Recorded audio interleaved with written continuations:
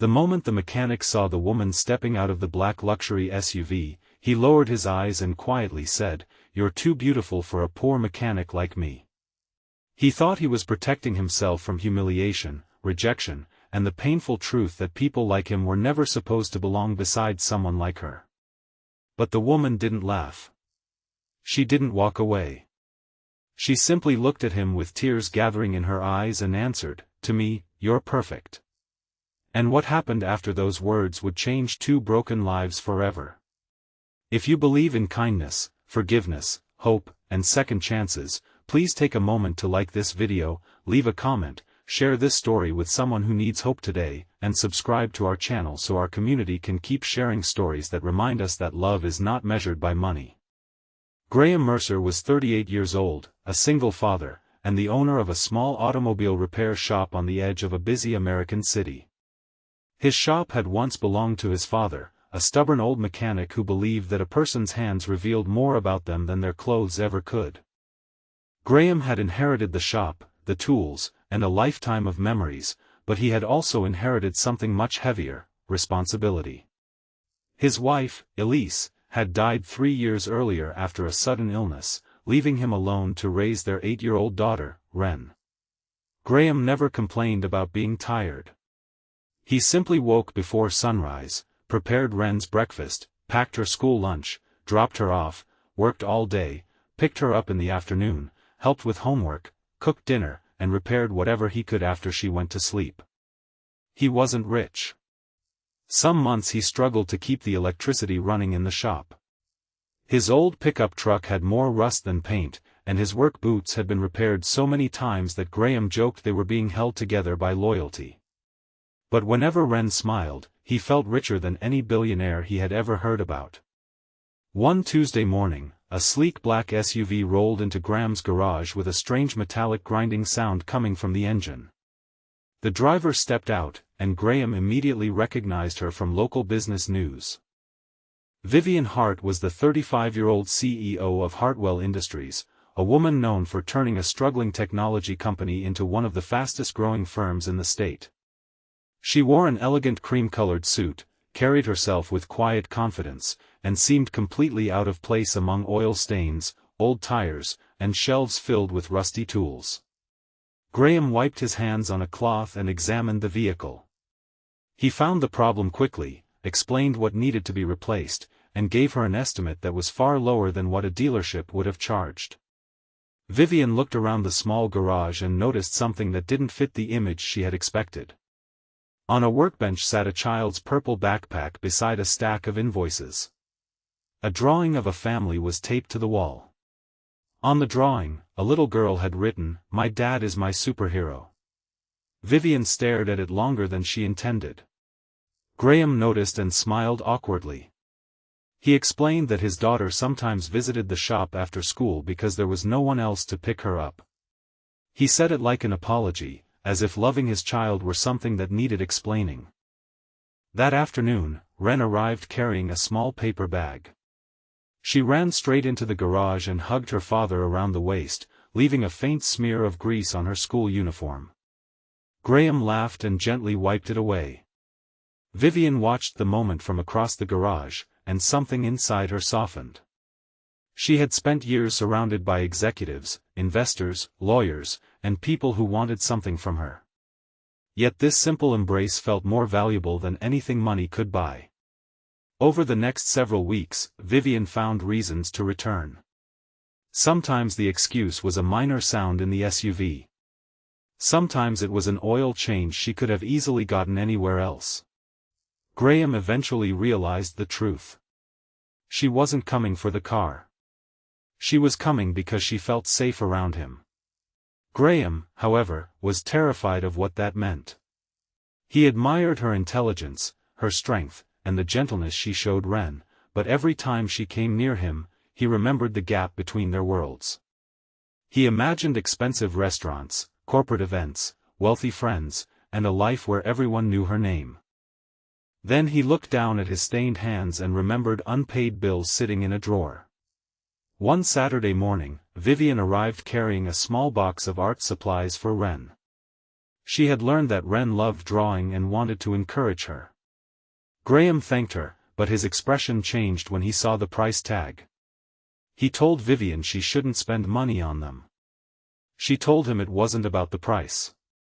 Graham tried to smile, but insecurity had already begun building behind his eyes. He knew people would talk. He knew some would assume he wanted her money. Most painfully, he feared that Vivian might eventually realize he was not enough. That fear became reality in the most unexpected way. A wealthy businessman named Preston Vale, one of Vivian's major investors, saw her leaving Graham's garage one afternoon.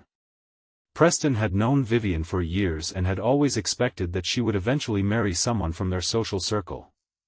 When he discovered she was spending time with a mechanic, he mocked the relationship during a private business meeting. He told Vivian that people would question her judgment and that Graham was probably interested in her wealth. Vivian refused to listen, but his words found their way into her mind. Graham heard about the rumors from a customer. Instead of confronting Vivian, he withdrew. He stopped texting her. He returned the art supplies she had bought for Wren. When Vivian came to the garage, he kept the conversation strictly about the vehicle. She could feel him pushing her away, but she didn't understand why. Then, one afternoon, Vivian arrived just as Graham was finishing repairs on an old truck. She found him sitting alone on a stool, staring at his hands. He looked exhausted. She asked him what was wrong, and Graham finally admitted what he had been hiding. He told her that she belonged in a world of beautiful homes, expensive restaurants, polished boardrooms, and people who wore clothes that never smelled like engine oil. He told her that he was just a poor mechanic trying to raise a little girl, and then, with a painful laugh, he said the words that had been haunting him for weeks.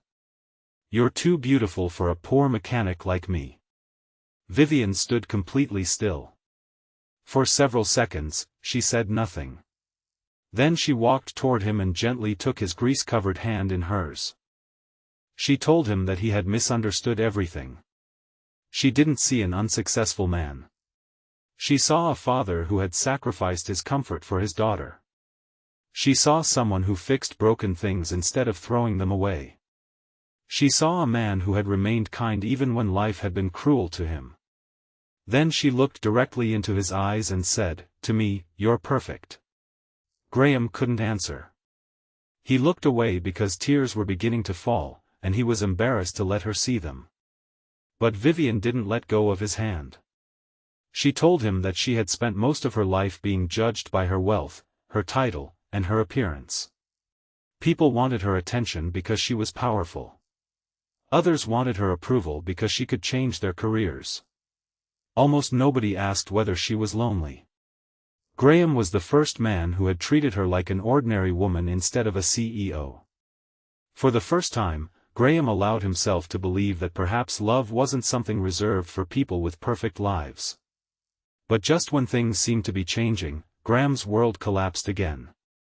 A major commercial customer accused his garage of damaging an expensive vehicle and demanded compensation that Graham couldn't afford.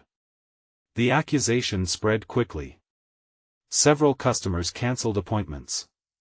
Graham knew the damage could close his business. Worse, he feared losing the only stable life he had managed to build for Wren. Vivian offered to help, but Graham refused. He didn't want anyone saying she had saved him. He wanted to solve his own problems. Vivian respected his pride, but she didn't stand aside. Instead of giving him money, she investigated the situation through her legal team and discovered something shocking. The vehicle had already suffered mechanical damage before it entered Graham's garage.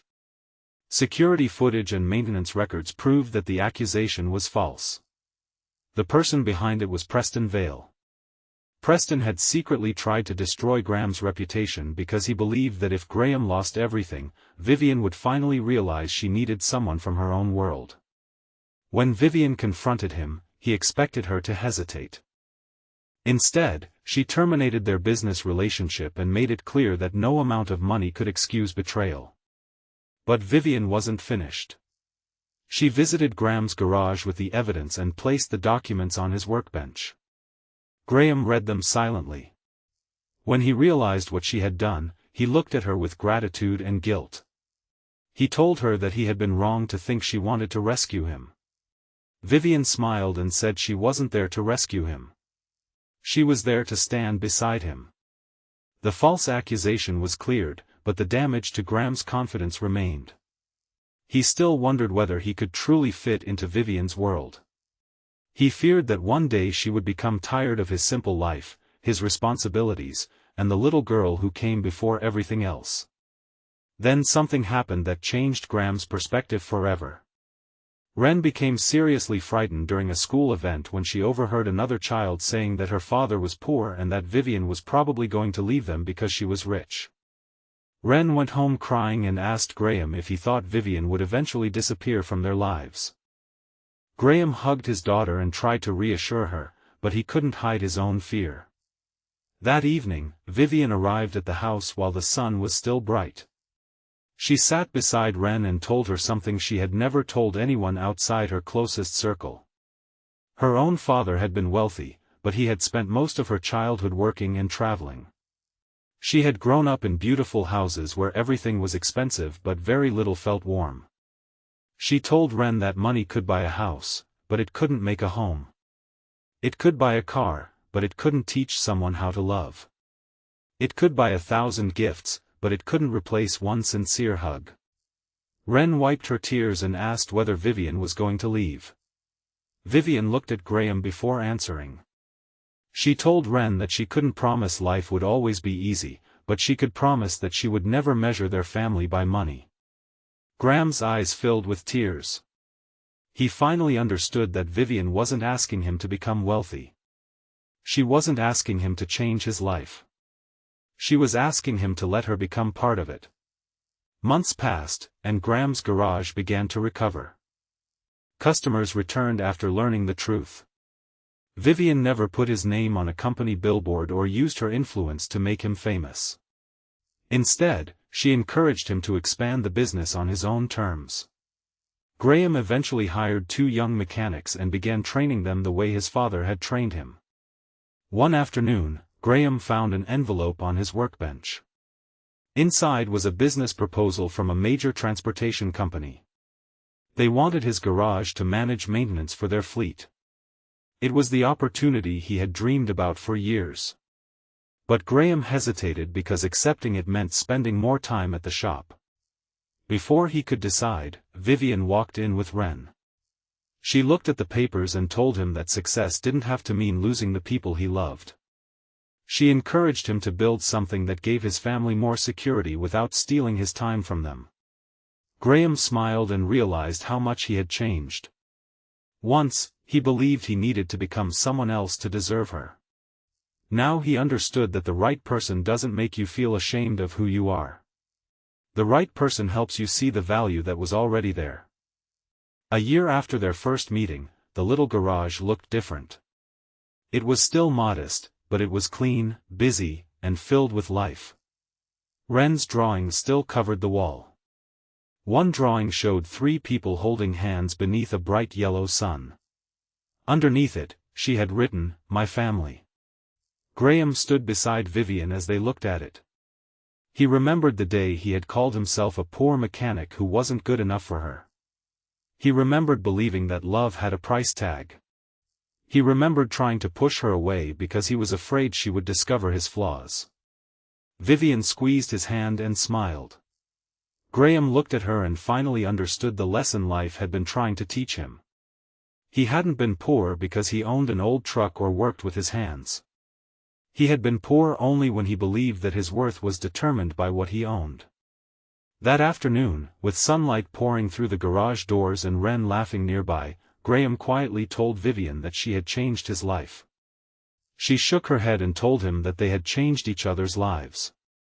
And for the first time, Graham didn't look down at his hands. He looked at the grease beneath his fingernails and smiled.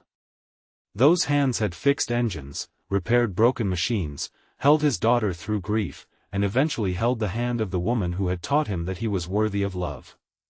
If this story touched your heart, please like this video, leave a meaningful comment, share it with someone who needs hope today, and subscribe to our channel so you never miss another emotional journey. And before you go, leave a comment telling us this: do you believe the right person should love you for what you are, not for what you own? Sometimes the person who feels least worthy of love is the person who has the most love to give. Graham once believed Vivian was too beautiful for a poor mechanic. She simply showed him that love doesn't look at the price of a car, the size of a house, or the number in a bank account. Love looks at the heart. And sometimes, the person who says, "I'm not enough for you," is exactly the person someone has been praying to find.